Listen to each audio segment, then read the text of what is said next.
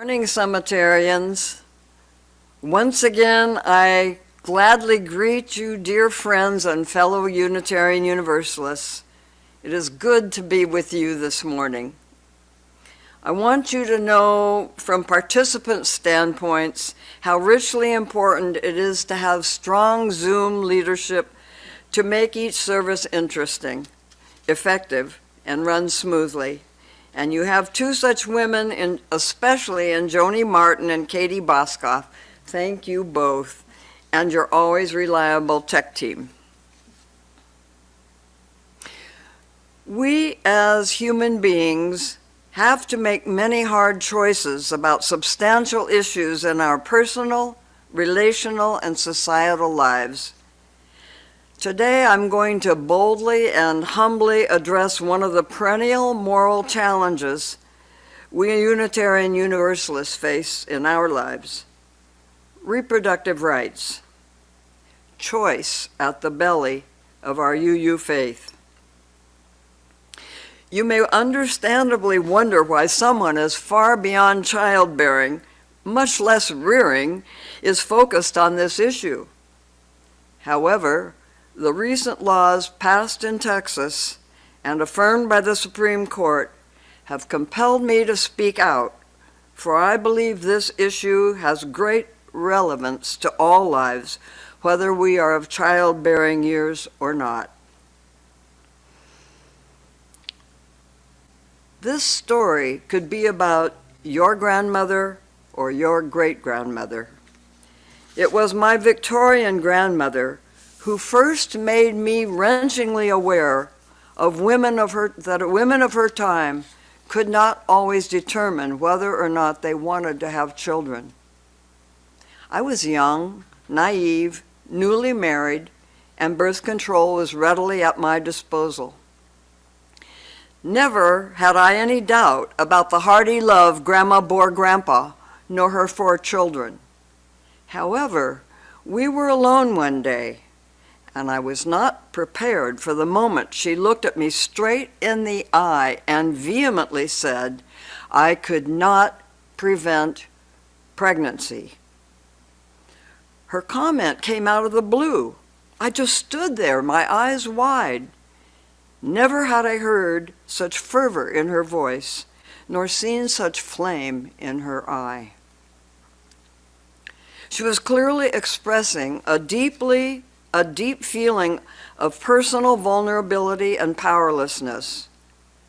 Back in those childbearing years, it had angered her and wounded her sense of self. I remember my mother telling me there had been several times when Grandma took to her bed for a period of time. Now I imagine that was where she went to heal her sense of self. In a flash, the moment was gone, but it left a lasting impression. I adored this woman. I had thought her to be invincible, but she did not have a choice about as central a decision as to whether or not bring new life with all its ramifications into the world. I began to appreciate a Victorian woman's primness about sex. She did not have an even chance, much less a choice. Birth control gave that to us women. The more I thought about it, not having a choice was significant in the way my generation too grew up.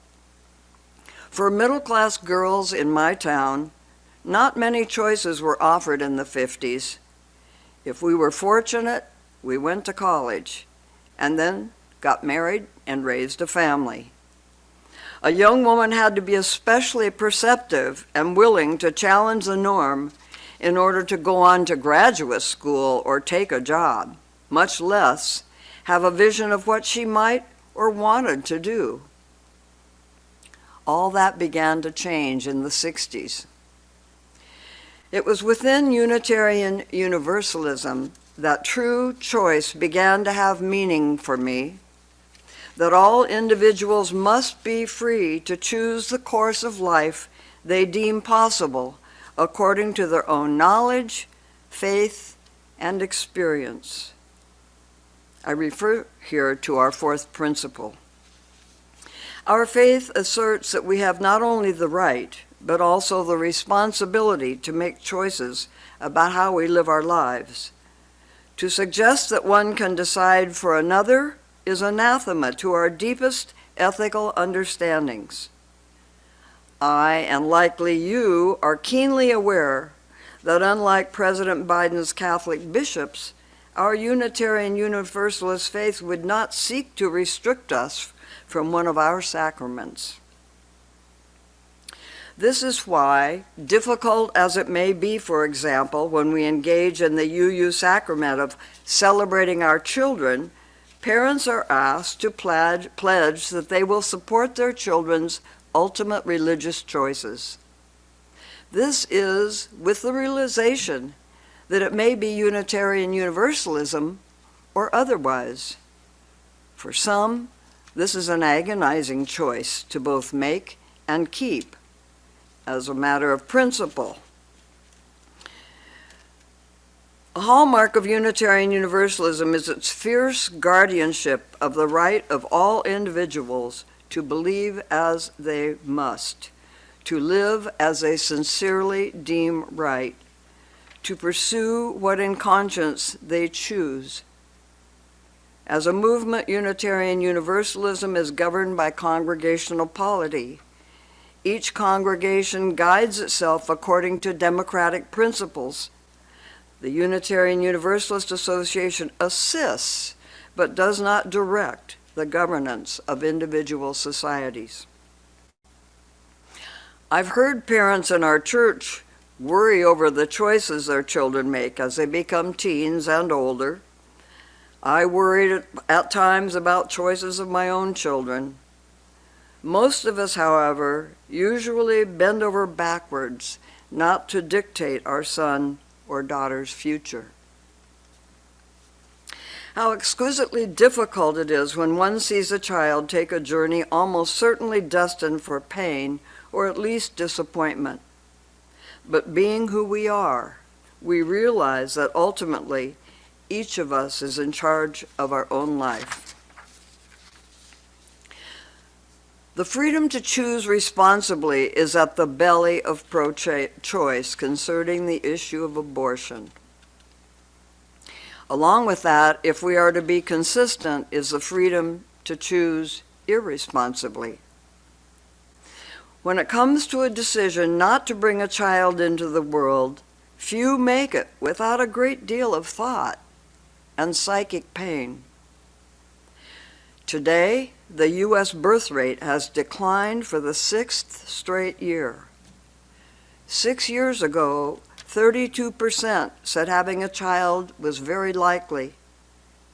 Meanwhile, the share of Americans who answered not too likely in 2021 grew to 21% compared to 16% in 2018. Clearly, in today's world, childbearing is not a foregone conclusion. Yet abortion in this country is not regarded by many as a reasonable solution for failed birth control. In the Soviet Union, it is. Russia has the highest number of abortions per woman of childbearing age in the world, according to UN data. If someone has one abortion, however, she usually thinks twice about it before she subjects herself to another, for it is not a pleasant experience. Responsible abortion providers strongly discourage women from further abortions and point them toward effective means of birth control. Today, to have a child is to make a political statement. It is to take a big risk.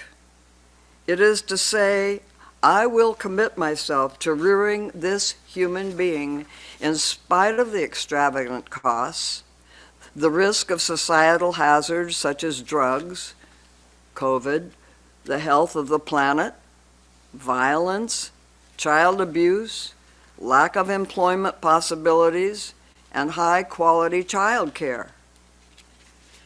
To have a child today is to say, considering all these things, I choose to become a parent.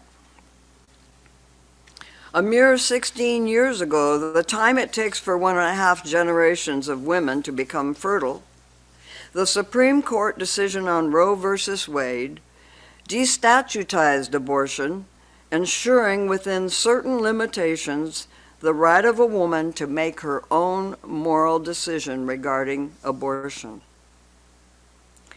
From that time forward, there have been people who have risen up and demanded that abortions be stopped. These individuals insist upon the unborn fetus right to life, saying that life begins at conception. Today, the right of personal choice in the matter of childbearing is in great jeopardy. The lines have been squarely drawn between those who believe that abortion is the same as killing people and those who believe that a woman has a right to control her own destiny, even when it means choosing abortion. One clear position is that of pro-life at any cost. Another is pro-life but wanted life, life that has a chance of fulfilling itself. People call this an either-or issue. It is not. Many people who are pro-choice would not themselves ever choose to have an abortion. It would be anathema to them. But have you ever heard someone on the other side of the question offer to adopt an unwanted child of someone forced to give birth? Where is the concern for the actual consequence of an unwanted birth? Punishment to them seems to represent the only possible consequence. Here is an issue, private as it is, over which reasonable people ought to be able to disagree. But the shrill cry of war is being heard increasingly, and it is threatening once again. What should be a religious matter, sacred to the privacy of individual lives, is becoming once again radically political. Church leaders fund political campaigns to put pro-life candidates in law-influencing positions to tear at the political fabric of the nation. While we women are making gradual headway, genuine, real headway, into leadership positions in every sphere, we continue to be debated about as if we haven't the right or cannot speak for ourselves. Through the millennia, stands on abortion have ranged from total prohibition to relative indifference. Augustine, who died in 604, saw every sexual act as intrinsically evil and redeemed only by a good intention, mainly that of procreation. Well, we are shocked by that view today. I can remember my own mother self-mockingly say that as a child she was sure her parents did that only the 4 times it was necessary to produce her and her 3 siblings. Victorianism died slowly. Since Roe versus Wade in 1973, 1,336 laws have been passed against abortion here in the States, 120 in this year alone. This issue is tied up with women's issue, of course. The fact that control of women is at its base, the impulse to demand that they have no choice about giving birth. We are rapidly approaching the moment when the issue of Roe versus Wade will once again be taken up by the Supreme Court. Roe versus Wade is the law of the land. It should not be relitigated, but it is going to be. Texas kicked it off with its law, preventing abortion and criminalizing women who have one, suing them in the process.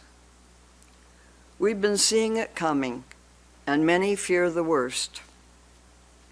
My personal conviction is that abortion would occur only in the first trimester unless either the mother or child is found to be at risk. Undoubtedly, you each define your ethical limits.